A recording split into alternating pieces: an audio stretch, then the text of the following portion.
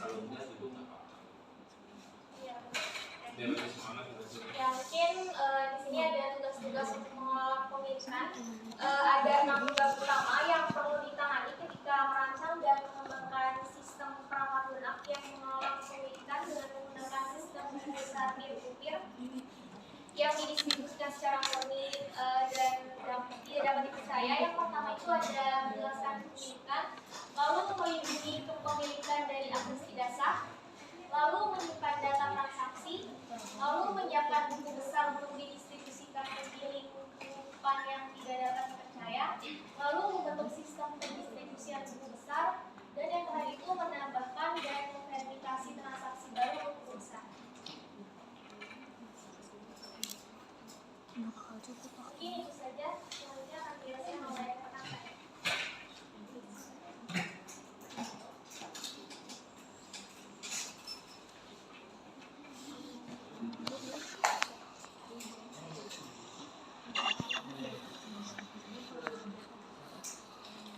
Non, di sini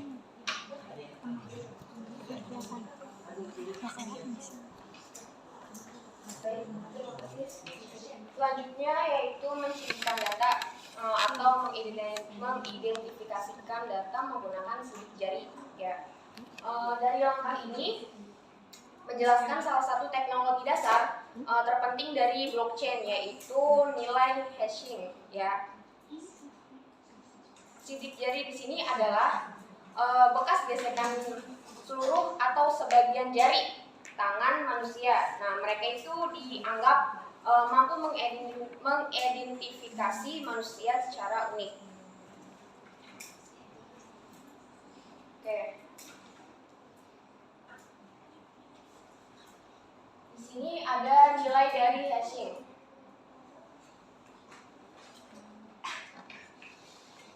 Yang pertama ada fungsi hashing. Sebelumnya kita harus tahu dulu fungsi hashing itu apa. Jadi fungsi hash ini adalah program komputer kecil yang mengubah segala jenis data menjadi sejumlah data yang tetap. Nah, fungsi dari hash ini adalah yang pertama menyediakan nilai hash untuk segala jenis data dengan cepat. Lalu yang kedua adalah menjadi deterministik. Deterministik ini berarti fungsi hash ini menghasilkan nilai hash yang identik atau unik agar yang unik supaya dapat memasukkan data tersebut. Nah, ini berarti bahwa setiap perbedaan yang diamati pada nilai hash data harus semata-mata disebabkan oleh perbedaan, dan juga data yang dimasukkan juga bukan oleh internal fungsi yang lain gitu.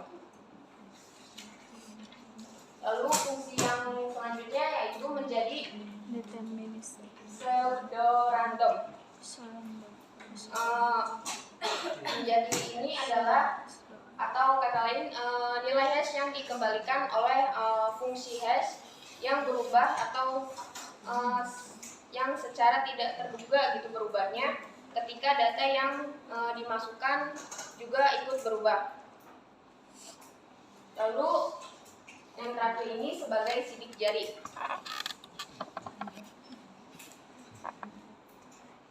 Lalu ada pola data hashing. Yang pertama ada hash independent.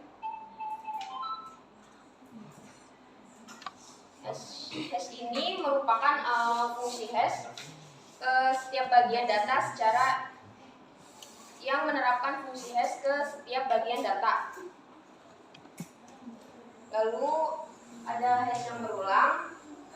Maksud di sini adalah nilai hash ini berarti penerapan fungsi hash yang berulang kali pada hasilnya sendiri. Lalu ada hashing berurutan. Tujuan dari hash berurutan ini yaitu pembaruan nilai hash secara bertahap saat data baru muncul gitu. Nah, hal ini dapat dicapai jika menggunakan hash gabungan dan berulang secara bersamaan. Lalu yang ketiga ada nilai-nilai dari hash. Awas jatuh.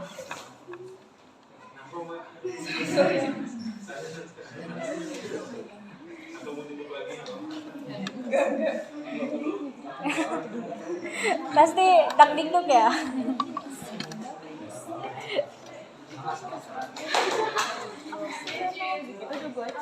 Ini ada nilai dari hash. Yang pertama yaitu untuk membandingkan data.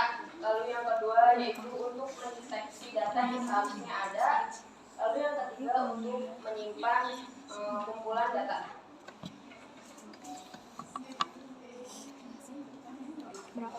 Kita lanjut untuk contoh selanjutnya yaitu ada pengantar lembut tentang kriptografi. Iya. Berapa? Hasil penelitian. Yang pertama yaitu ada kriptografi asimetris.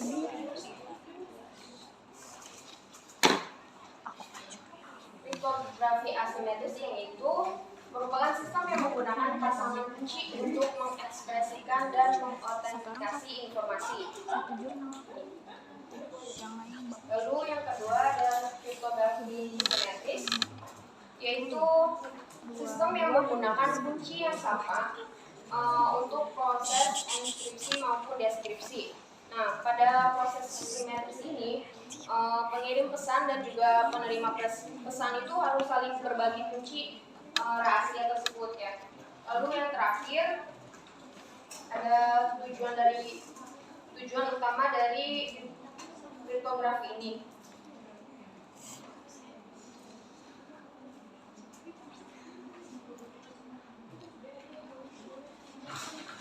Jadi tujuan utama kriptografi ini yang adalah untuk melindungi data agar tidak diakses oleh orang yang tidak berwenang. Oke. Mungkin itu saja yang dapat saya sampaikan. Saya kembalikan ke moderator. Baik, sebelumnya terima kasih. Materi yang selanjutnya akan disampaikan oleh saya sendiri. Yang keempat yaitu kriptografi asimetris di blockchain.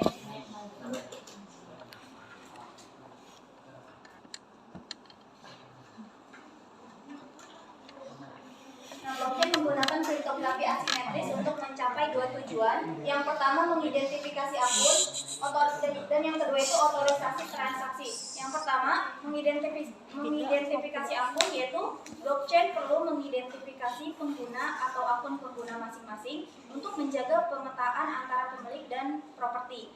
Blockchain juga menggunakan pendekatan kriptografi asimetris publik ke swasta untuk mengidentifikasi akun pengguna dan mentransfer kepemilikan di antara mereka. Nah, oleh karena itu, data transaksi menggunakan kunci kriptografi publik untuk mengidentifikasi akun yang terlibat dalam pengalihan kepemilikan.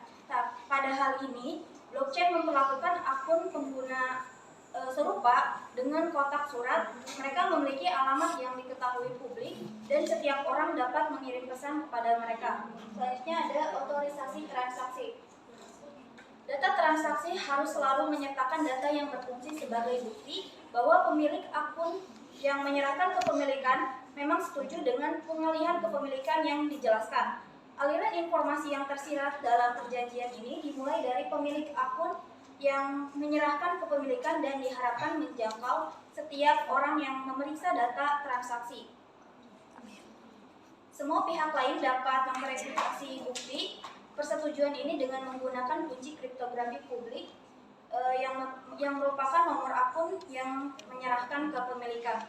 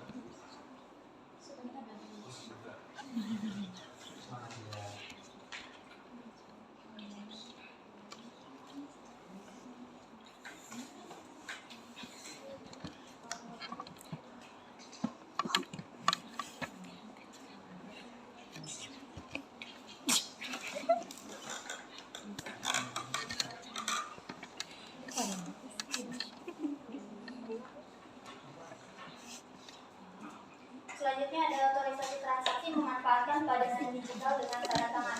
Yang pertama itu manfaat tanda tangan digital. Tanda tangan digital itu sangat penting karena menyatakan persetujuan dengan isi dokumen dan menyetujui pelaksanaannya. Alasan mengapa harus menerima tanda tangan tulisan tangan sebagai bukti persetujuan adalah karena keunikan tulisan tangan masing-masing. Setiap manusia mempunyai ciri khasnya masing-masing.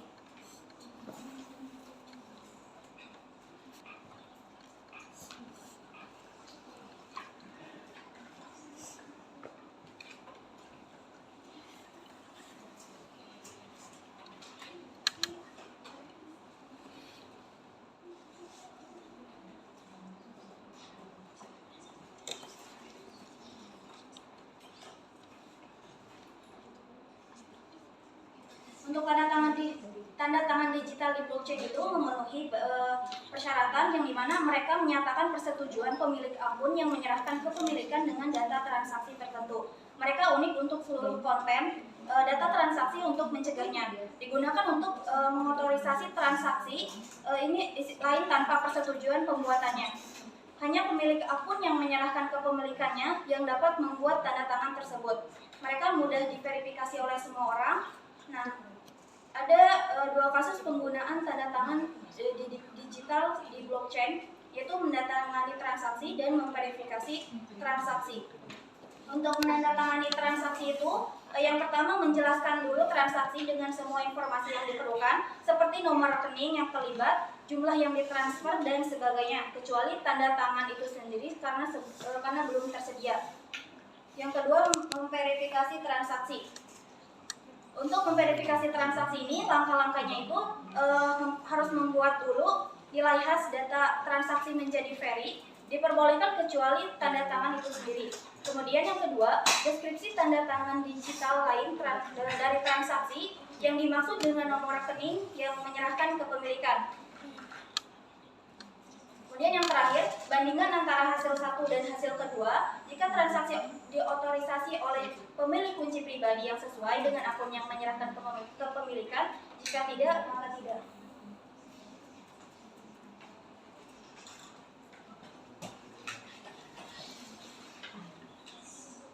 Baik, di sini saya akan menjelaskan tentang riwayat transaksi dan tujuan komunikasi antar bank. Sebelumnya, blockchain melindungi riwayat data transaksi dari manipulasi dan pemalsuan. Dengan cara apa? Dengan menyimpan data transaksi di penyimpanan data yang tidak dapat diubah. Mengapa riwayat suatu transaksi dibuat tidak dapat diubah? Karena dengan memanfaatkan dua gagasan. Yang pertama itu, gagasan yang pertama menyimpan data transaksi dalam struktur data blockchain. Yang ternyata blockchain ini kalau misalkan ada perubahan dia sensitif, jadi sensitif terhadap perubahan. Nah, bila diubah memerlukan penulisan ulang struktur data, mulai dari titik yang menyebabkan perubahan hingga kepala seluruh rantai. Kalau gagasan yang kedua membutuhkan solusi teka-teki hash untuk menulis. Itu adapun menulis ulang atau menambahkan setiap header block dalam struktur data blockchain.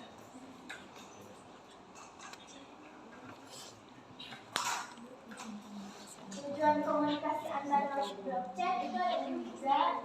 Yang pertama, menjaga koneksi yang ada di lab hidup. Dalam jaringan blockchain yang terdistribusi, terdapat sejumlah node yang saling terhubung.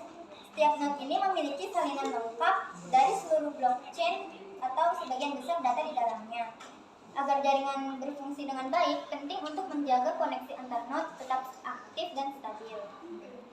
Tujuan utama dari menjaga koneksi yang ada tetap hidup adalah memastikan bahwa setiap node dapat terus berkomunikasi satu sama lain tanpa adanya gangguan atau putusnya koneksi. Yang kedua, membangun koneksi baru.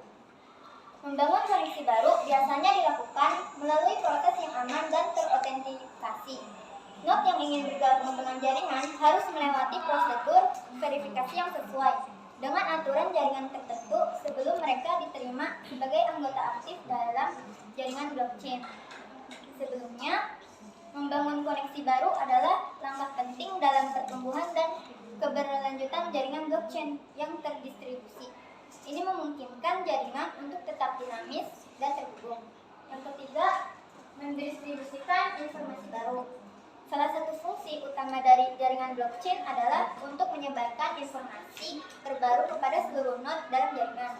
Informasi yang harus didistribusikan ini dapat mencakup transaksi baru, pembuatan blok baru, pembaruan status kontrak pintar, dan sebagainya. Ini adalah langkah penting dalam menjaga konsistensi dan integritas blockchain di seluruh jaringan.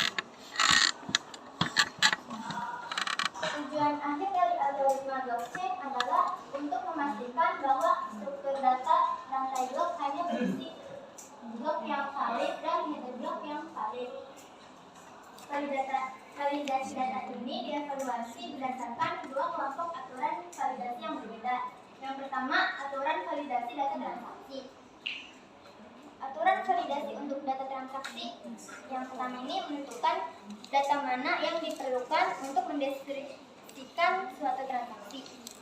Misalnya deskripsi transaksi itu setiap transaksi dalam blockchain adalah catatan yang mencatat transfer aset atau informasi tertentu dari satu pihak ke pihak lain. Aturan validasi yang pertama ini bertujuan untuk menentukan data apa yang harus ada dalam transaksi tersebut agar dianggap sah. Ini termasuk informasi seperti alamat pengirim, alamat penerima, jumlah aset yang ditransfer, tanda tangan digital, dan data pendukung lainnya. Yang kedua, aturan validasi untuk header block. Aturan ini rupanya tidak tergantung pada isi data transaksi. Sebaliknya, dengan cara informasi ditambahkan ke struktur data blockchain. Aturan validasi untuk header block ini merupakan seperangkat pedoman atau kriteria yang digunakan dalam jaringan blockchain untuk menentukan bagaimana informasi tambahan diintegrasikan ke dalam struktur data blockchain, khususnya pada bagian header block. Misalnya pencegahan manipulasi. Aturan validasi ini dirancang untuk mencegah manipulasi atau pemalsuan header block karena setiap blok mengandung referensi hash ke blok sebelumnya. Perubahan apapun pada data dalam blok sebelumnya akan mempengaruhi header block dan seluruh rantai. Ini menjadikan manipulasi data di masa lalu menjadi sangat sulit karena akan memerlukan perhitungan ulang pada semua blok yang mengikuti. Mungkin itu saja. Selanjutnya akan dijelaskan oleh Reva.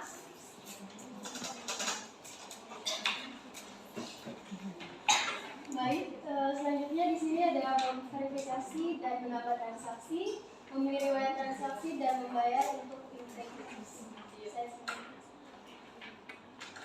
Di sini ada beberapa poin yang akan dibahas. Yang pertama ada cara kerja detailnya. Cara kerja detailnya ini adalah lanjutan dari materi yang tadi dipaparkan oleh Devi. Di mana cara kerja detail ini prosedurnya mengatur bagaimana node menangani data transaksi baru dan blok yang mereka terima dari rekan-rekan mereka yang terdiri dari aturan-aturan yang membentuk ritme 2 langkah dengan memperhatikan data-data transaksi baru serta blok baru untuk diarahkan ke semua node. Selain itu juga untuk mengumpulkan data transaksi lalu dimasukkan ke dalam kotak masuk dan memilihnya untuk diproses. Pemrosesan blok baru dengan prioritas tertinggi dan juga memproses data transaksi baru dengan validasi untuk otorisasi dan kebenaran formal dan juga semantik. Kemudian mengumpulkan data transaksi yang valid ke dalam Kemudian mengumpulkan data transaksi yang valid dan mulai blok baru dengan memecahkan teka-teki khasnya dan memproses blok baru dengan memverifikasi solusi teka-teki khasnya, kemudian memuatnya untuk kebenaran formal, kebenaran semantik, dan otorisasi. Lalu menambahkan blok valid ke salinan struktur data blockchain, blok baru yang diidentifikasi valid dan membuat node menghapus transaksi-transaksi yang terdapat dalam blok baru tersebut. Kemudian mulai dengan proses data transaksi dan pembuatan blok baru. Blok yang ditambahkan ke struktur data blockchain, kemudian blok yang diidentifikasi tidak valid akan dihapus beserta semua blok berikutnya dari struktur data blockchain. Dan transaksinya akan ditambahkan ke kotak masuk untuk diproses lagi. Node yang bloknya diterima akan menerima biaya untuk semua transaksi yang terdapat dalam blok tersebut sebagai hadiah. Jika sebuah blok dihapus dari struktur data blockchain, maka hadiah penambahannya akan ditarik kembali oleh node yang awalnya menerimanya. Kemudian mengapa cara detail ini berhasil? Ada 12 aturan yang mendukung keberhasilan dari cara kerja di atas. Yang pertama, semua node menerima semua informasi yang diperlukan.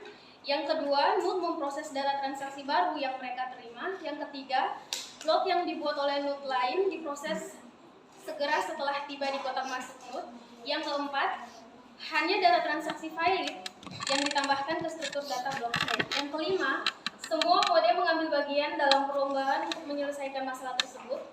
Teka-teki khas, karena sifat teka-teki khas itu tidak dapat diprediksi node mana yang akan menyelesaikannya terlebih dahulu. Yang keenam, semua node diberitahu ketika sebuah node berhasil menyelesaikan masalah teka-teki khas dan dari blok baru. Pada aturan 6 dan 3, semua node menerima node yang baru dibuat memblokir dan mengenali pemenang perlombaan untuk menyelesaikan khas dari blok baru.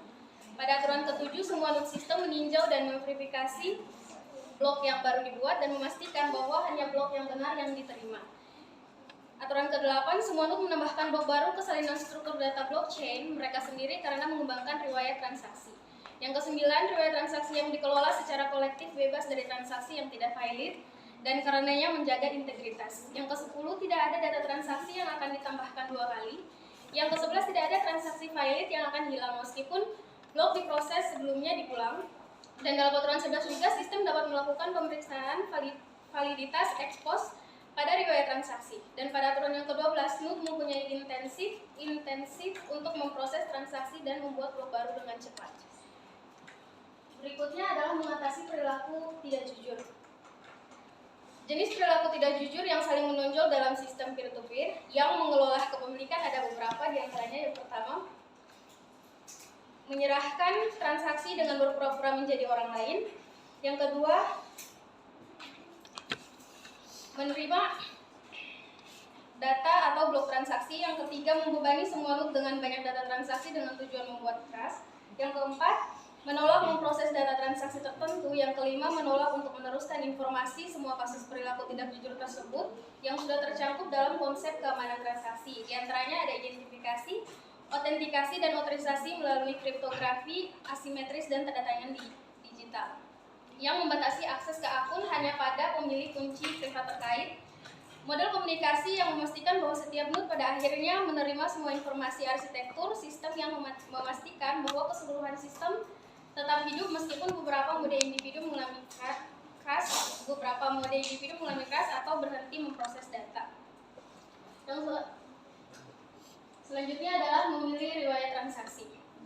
Nah, pada langkah ke-18 telah menjelaskan bagaimana node dari blockchain memproses data transaksi dan blok baru. Namun, riwayat transaksi yang dikelola oleh masing-masing node sistem mungkin masih berbeda karena penundaan atau kesalahan dalam penyampaian pesan. Langkah pembelajaran ini menjelaskan aspek blockchain yang fungsinya mirip dengan muncul dan hilangnya jalur umum. Tujuannya adalah untuk mempertahankan satu riwayat data transaksi yang jelas di antara semua node dalam jaringan sehingga menghasilkan hasil yang sama ketika mengklarifikasi permintaan kepemilikan terlepas dari node spesifik yang dihubungi atau diminta. Selanjutnya ada kriteria rantai terpanjang dan rantai terberat.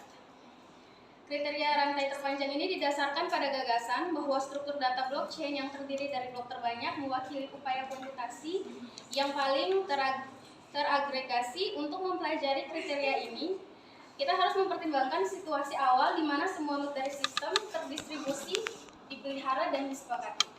Selanjutnya, kriteria rantai terberat. Pada langkah 16, diketahui bahwa aplikasi blockchain jarang menggunakan tingkat kesulitan yang konstan untuk memecahkan teka-teki khas guna menambahkan blok baru ke struktur data blockchain.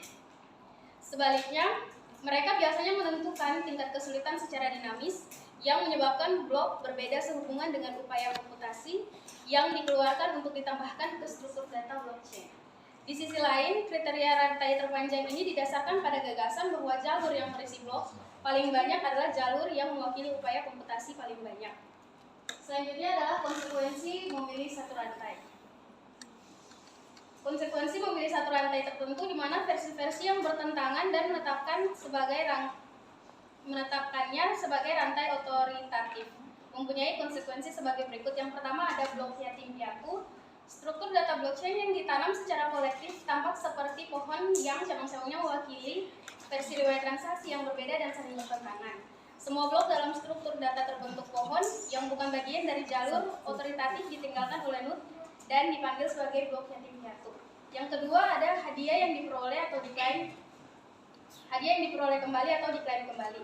Blok yatim piatu ini tidak berguna untuk tujuan memperjelas kepemilikan karena tidak berkontribusi pada rantai otoritatif, sehingga hasilnya hadiah yang diberikan kepada node yang memuat dan mengirimkannya akan diperoleh kembali.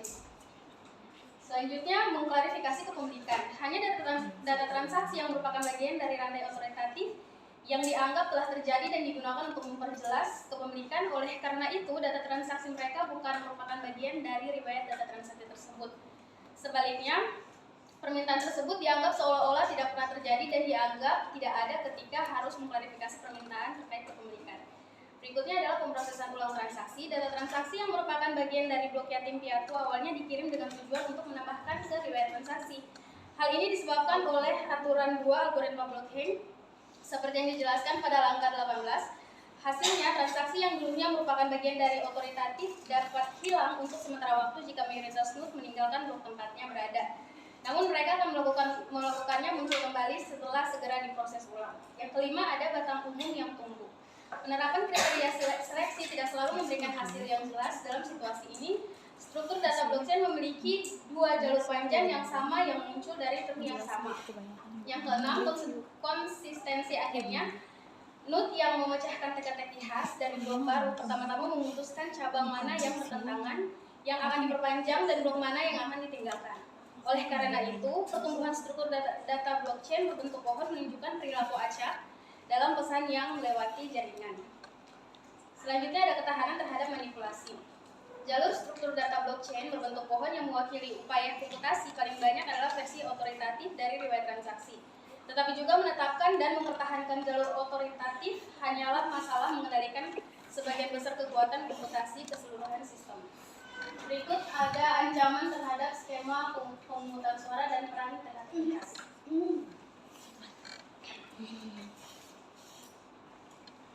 Ancaman terhadap skema pemungutan suara ini adalah setiap prosedur pengambilan keputusan kolektif yang akan menjadi sasaran manipulasi jika tampaknya bermanfaat untuk mempengaruhi hasil keseluruhan proses. Namun manipulasi ini dapat didiskusikan dari berbagai sudut pandang. Secara ekonomi, manipulasi ini mencoba mengubah alokasi kepemilikan hak dengan mengubah data transaksi tentang pengambilan keputusan kolektif. Manipulasi ini mencoba mengumpulkan mayoritas hak suara untuk mencapai hasil yang diinginkan. Selanjutnya ada peran teka-teki khas. Dari sudut pandang teknis murni, teka-teki khas hanyalah alat untuk mencapai tujuan agar struktur data blockchain tidak diubah. Aspek lain dari teka-teki khas terlihat dalam rangka mencapai kesepakatan kolektif mengenai riwayat transaksi masing-masing blok yang membentuk struktur data blockchain dapat dilihat sebagai suara. Sedangkan teka-teki khas dapat dilihat sebagai harga yang membuat penyerahan surat suara. Sedangkan menjadi mahal karena menghalangi orang yang tidak jujur untuk mengambil keputusan. Selanjutnya ada membayar untuk integritas. Integritas dan penciptaan kepercayaan ini tidak ada biaya. Blockchain hanya memproses data transaksi baru dan bagaimana sistem mencapai kesepakatan mengenai sejarah transaksi yang sebenarnya mengungkapkan pentingnya teka-teki khas, memecahkan teka-teki khas, dan memainkan peran penting dalam mencapai dan menjaga integritas sistem. Namun memecahkan teka-teki khas membutuhkan sumber daya komputasi dan konsekuensi memerlukan biaya. Oleh karena itu, perlu adanya kompensasi pada node yang berkontribusi terhadap integritas sistem untuk melakukan hal tersebut. Selanjutnya ada peran biaya dalam blockchain. Peran biaya dalam blockchain ini merupakan persaingan untuk mendapatkan imbalan, dan ancaman hukuman adalah dua kekuatan yang menjaga sistem memverifikasi transaksi tetap teratur dan membeli riwayat transaksi yang menyatukan upaya kolektif. Reward dan punishment diterapkan dengan reward berdasarkan biaya transaksi dan bukti kerja. Efek ini bersifat universal di semua aplikasi blockchain, terlepas dari tujuan spesifik dan penerapannya, mendefinisikan dan menggunakan instrumen pembayaran yang akan diberikan kepada rekan-rekan untuk memverifikasi dan menambah blok baru ke blockchain, dianggap sebagai salah satu tantangan utama dalam membangun aplikasi blockchain. Selanjutnya ada dampak. Di sini ada 4 dampak. Dalam peran biaya blockchain tadi akibatnya memiliki beberapa dampak dalam membeli alat pembayaran yang harus dipertimbangkan. Dari dampak-dampak tersebut, yang pertama ada dampak terhadap integritas sistem. Dampak dari integritas sistem adalah kekuatan penghargaan dan hukuman adalah untuk mencapai dan menjaga integritas dalam blockchain. Hal ini berhasil karena rekan-rekan sistem menerima kompensasi yang berharga untuk menjaga integritas. Oleh karena itu, instrumen pembayaran yang digunakan yang memberi kompensasi kepada pendukung sistem berdampak langsung pada kepercayaan blockchain itu sendiri. Yang kedua adalah dampak terhadap keterbukaan sistem, di mana blockchain seharusnya menjadi sistem terbuka peer-to-peer. Setiap orang dapat menghubungkan komputernya ke sistem dan akan diberi penghargaan atas kontribusinya terhadap pemeliharaan integritas. Untuk itu, dalam hal ini instrumen pembayaran menekankan keterbukaan teknis sistem dengan menimbulkan kendala ekonomi. Berikutnya adalah dampak terhadap sistem terdistribusi, yaitu di mana blockchain adalah sistem peer-to-peer yang terdistribusi murni tanpa elemen kontrol atau koordinasi pusat. Namun apa jadinya jika instrumen pembayaran yang digunakan untuk memberi kompensasi kepada sesama dikendalikan dan diatur oleh satu lembaga pusat? Ini berarti membiarkan sentralitas memasuki sistem melalui pintu belakang, dan hal ini akan melawan sifat terdistribusi dari sistem. Berikutnya, dampak pada filsafat sistem. Pada penjelasan sebelumnya mengungkapkan bahwa properti instrumen pembelajaran yang digunakan untuk memberikan kompensasi kepada rekan-rekannya untuk mendukung sistem memiliki potensi untuk melawan aspek-aspek utama dari blockchain. Hal ini menimbulkan pertanyaan mendasar bagaimana sistem peer-to-peer yang terdistribusi murni dan dirancang untuk tetap bebas dari kendali terpusat yang dianggap kredibel jika sistem tersebut tidak dapat diandalkan. Maka setiap blockchain yang mengklaim sepenuhnya terbuka dan terdistribusi murni harus memiliki jawaban yang memuaskan. Yang terakhir adalah properti dari instrumen pembayaran dan jalan ke munculnya mata uang. Properti yang diinginkan dari instrumen pembayaran untuk rekan yang memberikan kompensasi untuk sedikit mungkin mengganggu tujuan dan nilai-nilai blockchain. Instrumen pembayaran yang akan digunakan untuk memberikan kompensasi pada rekan-rekannya harus tersedia dalam bentuk digital, diterima sebagai alat pembayaran, diterima sebagai pembayaran di semua negara, tidak tunduk pada pembatasan pergerakan modal, memiliki nilai yang stabil, dapat dipercaya, dan tidak dapat dikendalikan. Jalan memutar ke munculnya mata uang bagian yang sebelumnya atau yang tadi saya jelaskan mencantumkan properti yang diinginkan dari instrumen. Pembayaran untuk memberikan kompensasi pada rekan-rekan blockchain mata uang atau instrumen pembayaran yang memiliki sifat-sifat ini juga akan berguna dalam banyak kesempatan selain memberikan kompensasi pada sistem yang terdistribusi.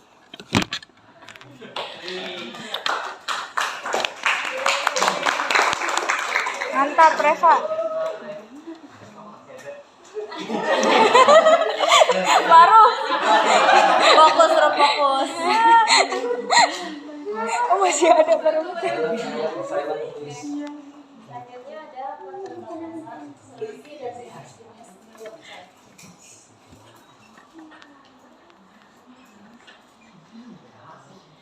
Yang pertama adalah kurangnya privasi, yakni mengacu pada fakta bahwa sebagian besar blockchain, khususnya untuk terbuka atau blockchain publik, memiliki karakteristik yang dapat diakses oleh semua orang. Kemudian keamanannya rentan. Ini merujuk pada potensi kerentanannya terhadap berbagai jenis serangan atau ancaman, misalnya serangan brute force. Meskipun sangat sulit, jika seseorang berhasil menambah kunci pribadi, maka mereka bisa mengakses dompet digital pengguna dan mengendalikan seluruh kripto. Yang ketiga, kapasitas dan kecepatannya terbatas. Ini berarti jika terlalu banyak transaksi dilakukan dalam jangka waktu tertentu sehingga mengakibatkan keterlambatan dalam verifikasi dan pemrosesan transaksi, terutama saat jaringan sibuk. Kecepatan berkaitan erat dengan kapasitas karena jumlah transaksi yang dapat diproses dalam satu blok akan mempengaruhi waktu yang diperlukan untuk mengonfirmasi transaksi. Yang keempat, biaya transaksi mahal.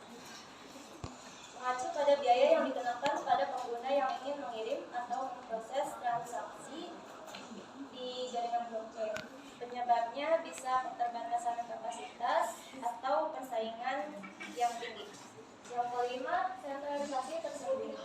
Itu merujuk pada situasi di mana meskipun blockchain dianggap sebagai teknologi terdesentralisasi, tak jarang ada sentralisasi tersembunyi yang dimana sekelompok kecil atau sebagian pengguna blockchain memiliki kekuasaan yang signifikan. Kemudian ada peningkatan, ada sulit mengubah atau memperbarui data. Hal ini terjadi karena prinsip dasar desentralisasi dan ketahanan terhadap perubahan yang memungkinkan blockchain berfungsi sebagai ledger yang aman dan dapat dipercaya. Kemudian nomor 7, peningkatan ukuran blockchain. Mengacu pada jumlah data yang disimpan di seluruh jaringan yang mencakup semua transaksi yang telah dilakukan sejak pembentukan blockchain tersebut. Faktornya bisa karena pertumbuhan data, masalah penyimpanan, atau masalah sinkronisasi. Solusi potensial untuk menangani keterbatasan teknis yang pertama adalah skalabilitas, yaitu dengan meningkatkan kapasitas dan resolusi daya real. Itu memanfaatkan jaringan blockchain utama sebagai lapisan dasar atau layer 1, di mana layer 2 ini mengurangi beban kerja dari layer 1, yaitu layer utama, sehingga mengizinkan transaksi yang lebih cepat dan lebih mudah. Yang kedua ada keamanan. Mekanisme yang digunakan oleh blockchain untuk memverifikasi transaksi dan mencapai kesepakatan tentang keadaan blockchain melalui konteks yang lebih kuat seperti proof of stake atau POS. Ini adalah alternatif untuk proof of work atau POW. Jadi pemilik koin atau token memiliki hak suara berdasarkan jumlah koin yang mereka miliki. Yang ketiga adalah privasi. Ini nama teknologi pemusatan zero dan jaringan khusus privasi. Zero Knowledge Proof adalah alat kriptografi yang memungkinkan pembuktian kebenaran sebuah pernyataan tanpa menggunakan data informasi aktual yang ada, yang dapat membantu mengatasi beberapa keterbatasan teknis dalam teknologi blockchain, khususnya yang terkait dengan privasi, keamanan, dan efisiensi. Yang keempat adalah daya transaksi. Dengan optimisasi gas jaringan Ethereum atau migrasi ke yang lebih cepat. Untuk mengatasi keterbatasan biaya transaksi, pengembangan Ethereum terus mencari cara untuk mengoptimalkannya. Beberapa upaya yang dilibatkan adalah peningkatan efisiensi kontak pintar atau upgrade jaringan. Kelima ada transparansi atau komunitas terdesentralisasi. Jadi keputusan-keputusan penting seperti perubahan protokol, pembaruan atau perubahan signifikan dibahas oleh anggota komunitas secara terbuka. Kemudian yang keenam adalah smart contract pembaruan dengan peninjauan ketat sebelum data dimasukkan. Artinya ini meliputi proses verifikasi data, komunikasi oleh pihak terpercaya, kemudian pencegahan data palsu atau data yang salah, dan pembaruan terhadap. Yang ketujuh adalah ukuran blockchain. Penghapusan data tidak relevan untuk mengurangi beban penyimpanan. Jadi setiap transaksi baru yang dimasukkan ke dalam blockchain akan ada di sana selamanya. Jadi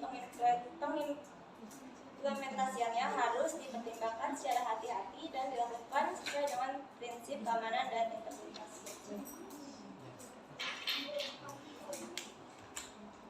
Kemudian ada keterbatasan blockchain non-teknis. Yang pertama, kekurangan perbedaan atau kesadaran hukum. Sebagian pengguna blockchain tidak sepenuhnya memahami hukum dari tindakan dalam konteks blockchain. Hal ini mengakibatkan masalah seperti ketidakpatuhan peraturan, perlindungan privasi yang kurang, atau masalah hukum yang muncul akibat penyalahgunaan blockchain. Yang kedua, terbatas kesadaran aplikasi komersial skala besar. Ini disebabkan oleh kesenjangan regulasi, biaya implementasi yang signifikan, masalah kinerja, dan kecepatan transaksi yang rendah. ketiga adalah pemecahan masalah hukum penggunaan blockchain. Blockchain memberikan anonimitas yang dapat digunakan untuk aktivitas ilegal. Pemilik hak kekayaan intelektual perlu memahami bagaimana hak ini dapat diterapkan dan dilindungi dalam konteks blockchain, terutama ketika dihadapkan dengan pembajakan atau pelanggaran hak cipta.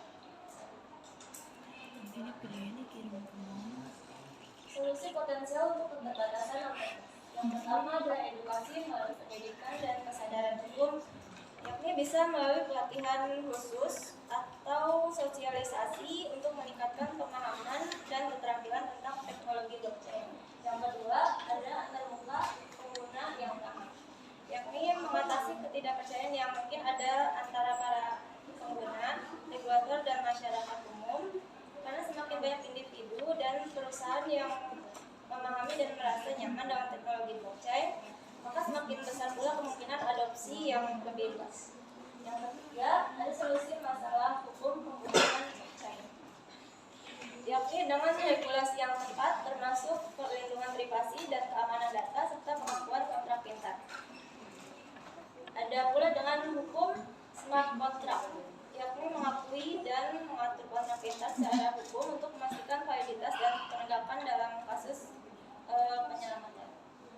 Yang keempat adalah kolaborasi dan standarisasi, yakni mengembangkan standar yang konsisten dan diterima secara luas dalam penggunaan blockchain, membentuk forum diskusi antara pemangku kepentingan hukum, teknis, dan bisnis untuk memahami dan mengatasi masalah hukum yang muncul.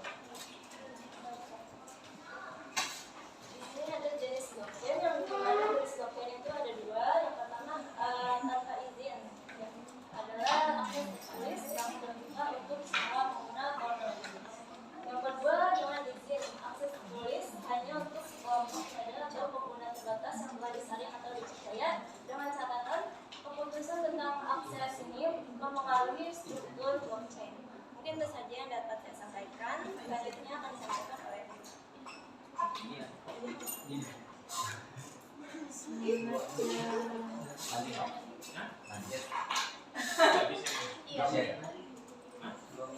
16 berapa sih? Tanya jawab ya. Sisi tanya jawab. Kenapa harus begitu nih, Ja? Baik, kelompok kami akan membuka satu sesi ya. Ya, untuk sesi penyampaian materi sudah selesai. Selanjutnya akan ada sesi diskusi, di mana sesi diskusi ini kami batasi untuk 2 penanya dan 2 orang. 2 penanya untuk 2 orang maksud saya. Sebelumnya 2 penanya untuk 2 orang, dan bagi teman-teman yang ingin bertanya, menyanggah atau bahkan menambahkan, dipersilakan mengacungkan tangan terlebih dahulu, sebutkan nama dan akhiran NPM. Silakan. Saya mau bertanya. Saya Pak. Karena bingung atau nggak ngerti? Saya mau bertanya Pak, boleh nggak Pak? Yes. Silakan. Silakan. Jadi bertanya, sebelumnya perkenalkan nama saya Ahmad Sugiri dari dengan akhiran NPM 001. Izin bertanya, blockchain itu teknologi blockchain apakah beroperasi dalam transaksi saja atau bisa melingkup ke ruang yang lain itu? Itu seperti kayak kesehatan atau yang lainnya?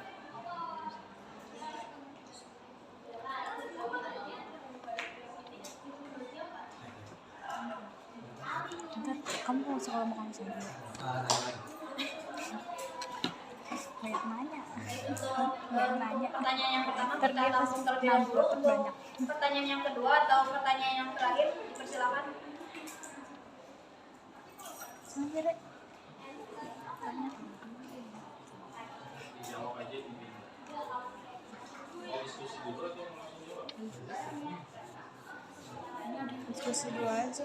Pak, sebelumnya izin Pak, tadi Reva sakit apakah boleh pulang dulu? Mana surat? Yang persen. Iya. Iya itu, Pak. Ini. Jatuh. Yang tadi pas udah izin antar ya Pak. Iya. Kelasnya Reva di mana? Eva di situ kan? Revanya mana? Pulang ke pos kan? Iya, Pak. Ke kosan kan? Papua. Kalau sakit ngomongnya.